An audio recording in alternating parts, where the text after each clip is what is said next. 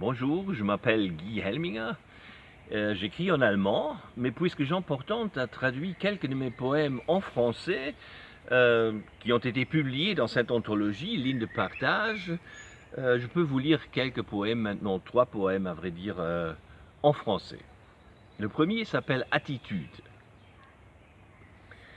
Attitude. Depuis quelque temps, je constate parmi mes semblables une sensibilité accrue pour les épaississants de sauce. À part ça, les conversations tournent autour des circuits financiers des conseillers fiscaux ou de l'amour, l'attention spatulée sur les parois des mansardes. Mes semblables sont difficiles à déplacer.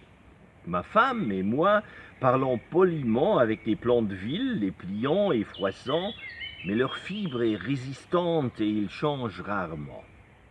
Même l'idée d'un automne sans souffleur de feuilles ne trouve aucune approbation. Ma voix, en revanche, a pris maintenant la forme d'un conteneur à verre pour stocker les différences et contrer l'envie conciliante de la dialectique. À la façade s'adosse la charrette à bras de la vie et regarde vers la Chine.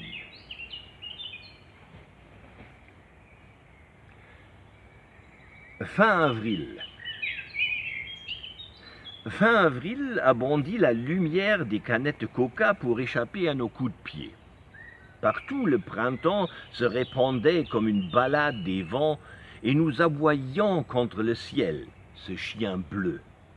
Voilà comment je t'ai connu.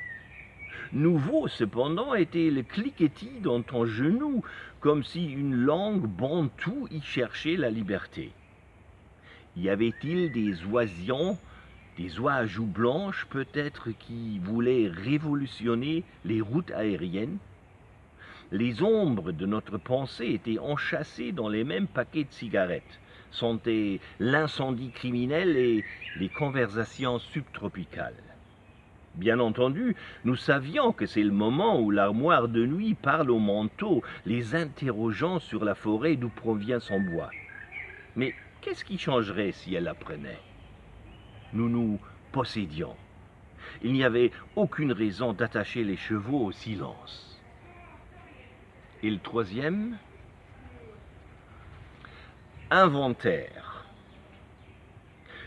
Le ciel pose ici régulièrement sa candidature en tant que jardinier, la pluie est son CV. Mais les voisins préfèrent jeter leur éducation par la fenêtre du train le week-end, froissé comme un paysage sans feuilles et montagneux. L'un d'eux a depuis peu des poules. Elles rivalisent avec la pâleur des bouleaux dans le parc. Même les chambres se sont depuis longtemps adaptées et observent ces mères qui veulent s'enfuir. Il y a la récurrente séquence des conversations comme une fugue de la démence. Il y a aussi la beauté des femmes quand elles expirent sur les terrasses d'hiver. Et parfois, se libère en sueur la stupeur des couples, dans un silence ou un gargouillis, comme si les rivières faisaient des exercices au sol. Le week-end, le vent achète les conversations des femmes du marché. Il y est beaucoup question de maladies et de souhait que le goût de la tomate revienne. Pourtant, l'odeur reste stable dans les ruelles.